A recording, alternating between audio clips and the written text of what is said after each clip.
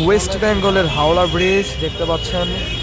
এই ব্রিজটি সমগ্র বিশ্ব জুড়ে কেবলমাত্র একটি রয়েছে এরকম ডিজাইনে। এইটির উপরে দেখতে পাচ্ছেন যে লোহার প্রচুর ব্যবহার রয়েছে, যেটা সমগ্র পৃথিবীতে আর কোনো ব্রিজে ব্যবহার করা হয়নি। আর ৭৬ বছর চলতেছে এই ব্রিজটির। ব্রিটিশ শাসন যখন চলছিল ভারতীয় উপমহাদেশে, তখন এই ব্রিজটি তৈরি করেছিল। আর এই ব্রিজের নিচ দিয়ে হেঁটে হেঁটে যাচ্ছি জাস্ট এই ব্রিজটা দেখার জন্য আসলে।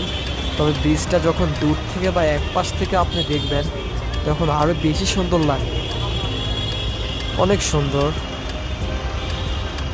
আর ব্রিজটি ওয়েস্ট বেঙ্গলের কলকাতার হাওড়াতে রয়েছে।